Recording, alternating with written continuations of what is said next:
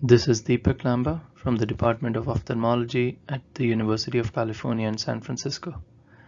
I'm a stem cell researcher. I've been working on using stem cells for retinal cell replacement therapies. As you are aware, the discovery of stem cells has brought a lot of excitement into the possibility to generate these cells in a dish that can then be used to replace dead or dying cells in the host eye. A number of groups in the US and around the world, including ours, has been working on generating all of these cell types in the lab using either 2D or 3D differentiation protocols. And right now there's an increasing awareness that even though we can make the best cell types, if we need to restore vision in these patients, we need to start thinking more about the microenvironment in which these cells have to go and integrate into. In this tutorial, I'll discuss the role of the host microenvironment as well as the role of the key non-neuronal cell types in the host following any death due to disease, and the effects of disease on these non-neuronal cell types. In this cartoon over here are shown the key cell types in the retina.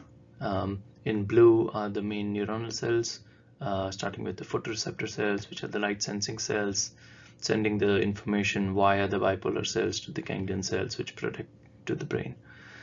In addition, there are non-neuronal cell types which have critical function in both health and disease. Key among them is this microglia, shown in green, the astrocytes, the microglia, shown here in brown, and the vasculature. Let's start with the microglia. The microglia is one of the last cell types which is born from the retinal stem cells. It pretty much extends throughout the width of the retina. These cells engulf around most of the other neuronal cells in the retina and have really important roles both in survival and nutritional support. The microglia, via the communication with the vasculature, transmit nutrients to the photoreceptor cells. The photoreceptor cells themselves don't have any direct vascular supply, and so this transmit of nutrients is critical for photoreceptor function. In addition, they supply a bunch of growth factors to the inner retina for support. The astrocytes line the edge of the retina on the other side of the ganglion cells. These cells again form a tight barrier on the ganglion cell side, as well as are important in some of the immune functions, as well as some vascular functions. The microglia are the main immune response cells in the eye. They respond to injury and undergo activation, and following activation secrete factors which are important in immune functions, and I'll go into that in one of the later slides. The microglia also are involved early on during synaptic development. I won't get into those details in this presentation. Finally is the vasculature, which there are two main vascular inputs to the retina. The choroidal vasculature, which lies on the outer side of the photoreceptor cells, and then there is vasculature in the inner retina. These vascular cells, the pericytes, form a tight barrier along with astrocytes as well as microglia, and that forms the main blood-retina barrier. This barrier is important for immune functions as well as preventing edema or stress to the inner retina. Finally, within the vasculature lie the immune cells such as the monocytes, and which can invade into the tissue following injury, often are recruited by the activated microglia, and these cells then turn into macrophages and are involved in both disease and tissue healing as well as inflammation. And I'll go into some of those details later in the slides.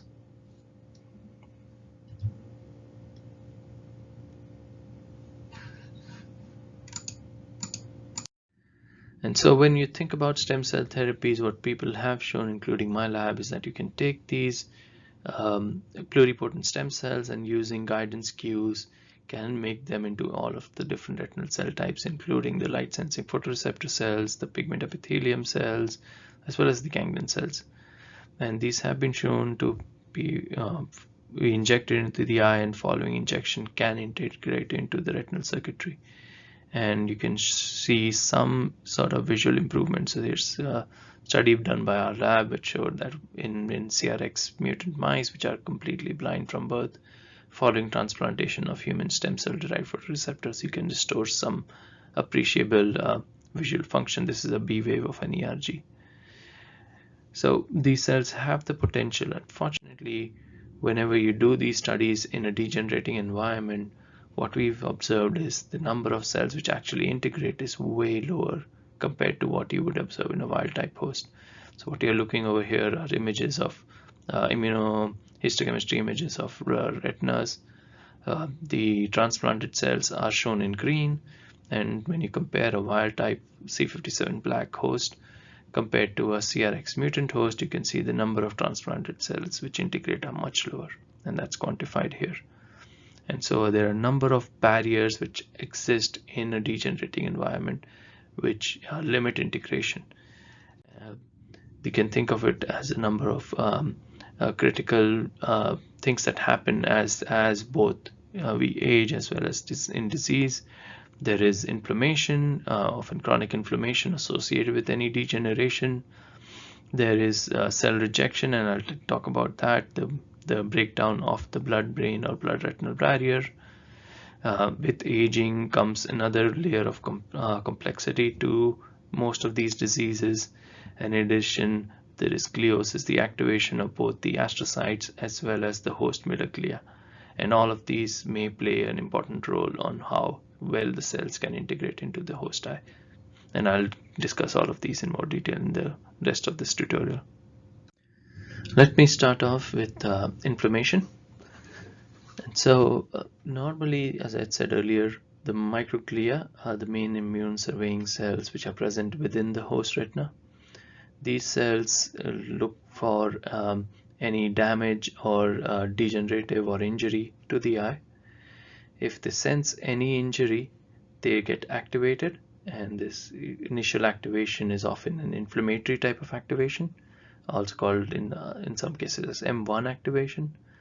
And what this does is these activated microglia then secrete a number of inflammatory cytokines which are critical for bringing in the immune cells which are present in the circulation, such as the monocytes, which turn into macrophages. And these help in clearing off any dead or dying cells in the tissue. You can imagine how it happens when you have, say, an injury to your hand. The initial response is this inflammatory response where there's redness. This is what is caused, the immune cells cause that initial inflammatory response by secreting these inflammatory cytokines. If it's a short-term damage, often then these cells convert to this M2 or pro-repair type of activation, and they secrete other factors including interleukins as well as certain growth factors which allow the tissue to heal. And then eventually, once the damage is healed, they return back to a more quiescent stage. Unfortunately, both in diseases as well as with aging associated damage, often these cells get stuck in this chronic M1 or inflammatory activation. Then constantly secretes inflammatory cytokines which create a very disruptive environment. And this is usually the stage when we're thinking of trying to treat diseases or put stem cell derived retinal neurons or even RPE. And so you can imagine this probably is not a really great stage to actually inject any fresh cells in, because they'll have a tough time trying to integrate. And so the idea is, can we flip this activation stage back to a more pro-repair or the M2 type of activation stage, so that they can now secrete factors which can stabilize the microenvironment, and maybe that can help the tissue to heal better. And if the tissue heals better, healing tissue is a much better situation in which you want to transplant your cells. And so the idea is, can you find fresh factors or certain drugs which can bias this environment back towards a pro-repair type of environment, whether that can help both stabilize the disease or create a better state for new cells to go in. And so a number of labs have worked in towards identification of both natural as well as synthetic compounds which have the ability to bias this inflammatory activation towards this pro-repair type of activation. These include growth factors such as MANF, which I'll talk to you a little bit in the next couple of slides, IGFs as well as other growth factors, norgestrol, interferon beta, as well as certain synthetic compounds such as minocycline and TSPO have been shown to have an effect where they can bias these cells back towards a more pro-repair or anti-inflammatory state. So in the next slide, I'll talk a little bit about our recent studies using one of these factors called MANF. MANF was identified through a fly screen using fly immune cells, which are called hemocytes. It stands for mesencephalic astrocyte-derived neurotrophic factor. It's one of the first highly conserved neurotrophic factors. It's conserved all the way back to C. elegans.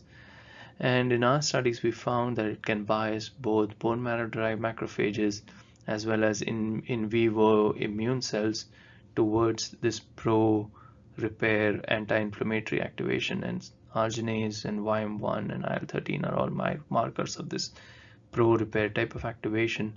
And you can see that both in vitro in bone marrow-derived macrophages as well as in vivo following injection into the eye, we can drive activation or transdifferentiation towards this M2 or pro-repair type state. And so when you do that in disease, you can protect the neuroretina. So here you're seeing a recent study where we injected human recombinant MANF into either BALB/C mice, CRX mutant mice, or RD1 mutant mice. And in each one of them, if you look at dying cells stained by tunnel, you can see that there is a reduction in the number of dying cells. So you can protect the retina using this MANF, an immunomodulatory factor. And if you now use this in the presence of transplanted cells, so remember I showed earlier the slide where you have GFP positive transplanted photoreceptors. In a normal eye, you get a certain number of cells. The number of cells which actually integrate gets reduced in a mutant host. And now in this mutant host, if you co-inject with human recombinant MUMP, you can pretty much restore the number of cells that can integrate. And by doing that, you can improve visual function. And that's what you're seeing here in this graph. So if you don't do any transplantation, these mice cannot respond to light. If you just inject cells, you can restore some visual function. But if you now do this in the presence of MANF, you can both improve visual function at a much higher rate than you would even without in the absence of MANF. And so this example just shows the power of immunomodulating to a more receptive environment which can allow more cells to integrate, an environment that is anti-inflammatory, and that's a good environment both either by promoting survival of the transplanted cells as well as creating an environment where the cells have the ability to now create better synaptic connections to the host retina. In this next part, we'll tackle the issues associated with now cell rejection. This is another area which increasingly is getting looked into. Generally speaking, the eye is considered to have immune privilege. There's the concept of ocular immune privilege, which has a keen barrier between our circulation and the ocular tissue. I'll mainly discuss the blood retinal barrier in this tutorial. So if you look at the retina, there are barriers on two sides. One is the barrier which separates the retina from the choroidal vasculature. This barrier is mainly due to tight junctions present between RPE cells, which form this outer retinal barrier. On the other side, there's a barrier between the vasculature which is there inside the retina. And if you look at this inner retinal barrier, it is due to presence of these pericytes, which are lining up all your blood vessels, as well as end feet of microglia and astrocytes. And so these form key tight junctions which prevent any immune cells from entering into the retina and causing an a rejection kind of a response. However, during disease, most of these barriers seem to get broken. On the right are a couple of cartoons of how the retina responds to AMD. So on the top panel is atrophic or dry form of age-related macular degeneration, in which case you see accumulation of these drusenoid deposits, as well as changes in the basement membrane. And both of these break this barrier, these tight junctions that I talked about between RPE cells, as well as allow immune cells to infiltrate into the eye. And these are known, this, as you can imagine, is known to then break down this blood retinal barrier. The same thing happens in the wet form of AMD, where you see the choroidal vasculature invading into the retina, and now you have two problems. One is the breakdown barrier between the RPE cells, and the other thing is these new blood vessels that are formed are extremely leaky because they do not have this entire network of mirror cells and astrocytes forming these tight junctions all the way around it. And so these leaky blood vessels then again allow immune cells to infiltrate. And so with disease, this ocular immune privilege is now broken down, and I think that leads to a higher risk of transplanted cells being rejected. And so we've looked at this cell rejection response, and so what you're seeing over here are a couple of images where we transplanted human cells, in this case mouse eyes, and then looked at infiltration of key immune cells, which are the natural killer cells, the main immune cells responsible for cell rejection, as well as dendritic cells, as well as presence of T cells in the eye. And you can see in all of these cases there is a significant infiltration of these immune cells, which normally would be completely absent in the retina, in both lining along the edges of the retina as well as infiltrating into the retina, as you can see all these cells. And the same thing is seen with T cells. You see both CD3 positive cells infiltrating into the retina, which consist of both the CD4 and CD8A positive cells. And this is not just a xenorejection response, so people have done mouse-to-mouse transplantation studies and seen similar rejection response. Here's a couple of studies which looked at either matched cell transplants. So here's these mice got cells from matched or the same litter mates, and what they found is, even though they see good integration early on, by around 4 months most of these cells have died or lost, very likely being attacked by the immune cells. And in these mice, if you now do cyclosporin treatment causing immune suppression, you can rescue some of this. So this suggests that there is definitely a response to transplanted cells. In this case, these were done in normal eyes, and so this is less of a damage from disease, but more a damage due to your injection, because most of these cells need to be transplanted into subretinal space, and all of these surgeries cause some damage, which causes these blood vessels to become leaky, and a leaky blood vessel will allow a chance of new cells being recognized by immune cells which infiltrate in response to the damage of injection. And so this is something we really need to consider as we are trying to do some transplantation studies. And so how do we get around it? So here I've outlined a few of the strategies that people are looking into. There are strategies both on the cellular side as well as on the host side. Talking about cellular strategies, There's work being done either looking into autologous iPS cells.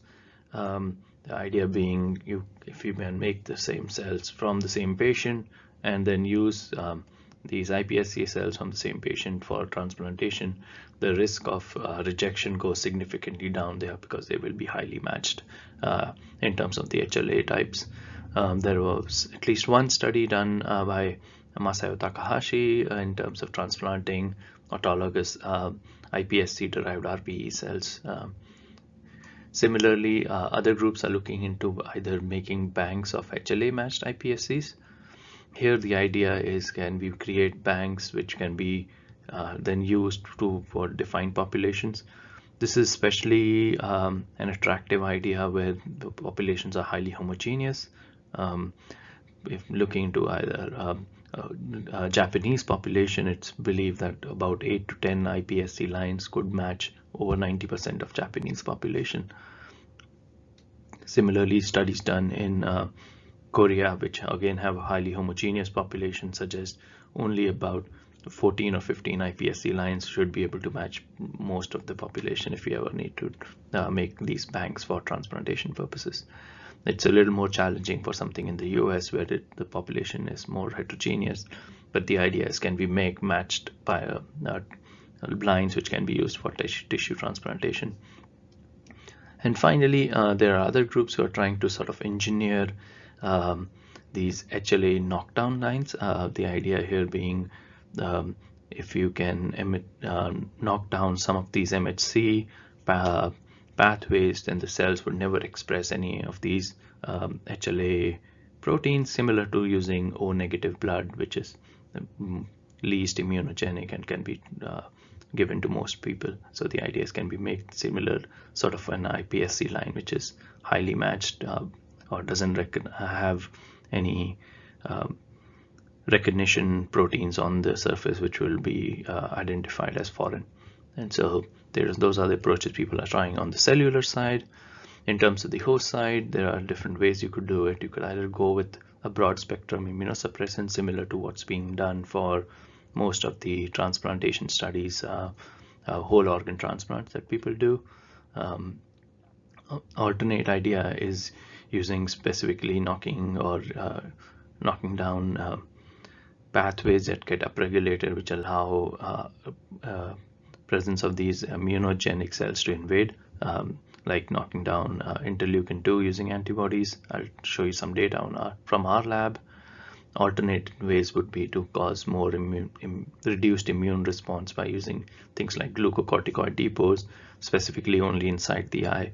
That's again an intractable option because eye is so highly protected from the rest of the body that you could potentially just have depots of glucocorticosteroids injected into the vitreous, and that would supply enough immune suppression for long enough times that that could be a attractive way to reduce side effects from broad spectrum immunosuppressants that otherwise you may have to give to these patients.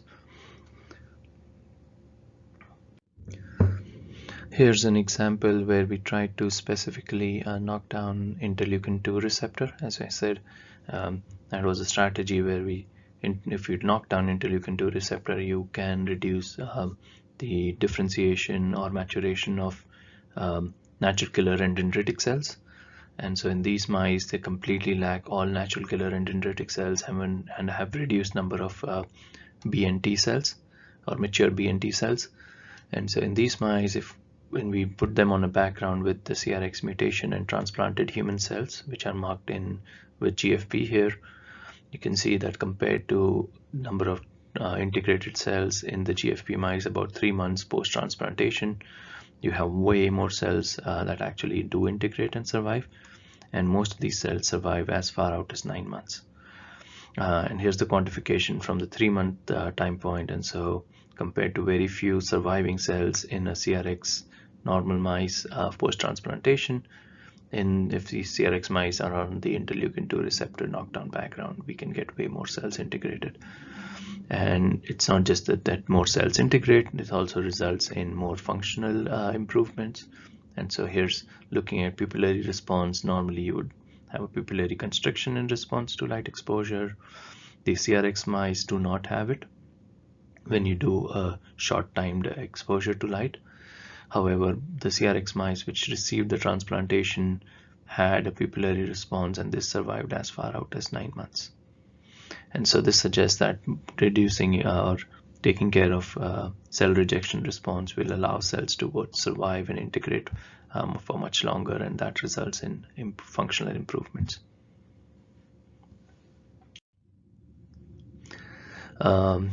This next part of the tutorial, I'll focus on aspects of aging that are also probably play an important role. A lot of these patients that we're thinking of eventually doing transplantations will be pretty much the worst off patients who have lost most of their vision, and more often than not, these would be patients who are elderly, and certain aspects of aging will again play an important role in how we think about how these cells will integrate, as well as the microenvironment in which they need to go to. So here's an example where we looked at how an aging retina responds to damage compared to a younger eye. So these are C57 black mice, and normally C57 black mice are highly resistant to light exposure. So these mice, young mice, were exposed to about 15 kilolux of light, so it's really bright light, exposed for about 2 hours, and you see there's pretty much no damage. You occasionally see one cell which may have small responses. However, if you do the same damage in a 22-month-old C57 black mouse, now you see there's way more damage. So in an aged environment of a mice, which we normally do consider to be pretty much resistant in terms of eye diseases, also has a severe response to the same exposures. And so this is something we need to consider on how our aged environment is slightly different than a young environment in the absence of any disease. And so when we did our transplantation studies in these older mouse, again we saw that older mice which had no other disease background had much fewer cells that actually integrate. And here's an example of that. It's about 2 to 4 month old mice, and you see some integration, while if you do the same transplant in a 24 to 30 month old, so over 2-year-old mouse, really old mice, we hardly see any integrating cells. And so this is another aspect that we really need to start looking into. One of the big differences that we found was when we did the transplantation studies and looked at inflammatory immune cells infiltration, which is marked by CD68 here. You see there's a few cells that infiltrate in a young mouse, but now if you do the same thing in an older mouse, you see way more inflammatory response in response to transplantation. And so it seems like the aging environment is more biased to having an inflammatory type of response, and so that's something else we need to think about when we do these transplantation studies. That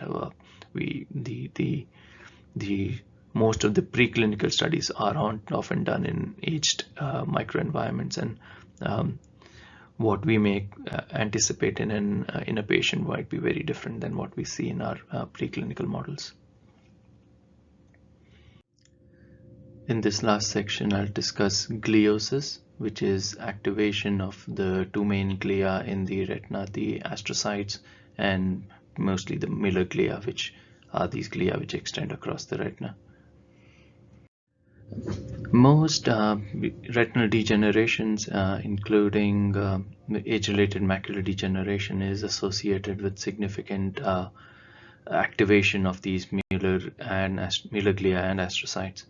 On the left, you're looking at some images from patients with dry AMD and geographic atrophy. So you see the sites of atrophy in these things, and you see a clear membrane at the site of the atrophy. These areas are associated with the significant glial activation. So in the side images, you're looking at staining for a couple of glial markers, GFAP and Vimentin, which sort of help you mark these activated type of astrocytes. And you see that the site of these geographic atrophy areas of AMD are associated with significant upregulation of these glial markers and glial activation. much higher view.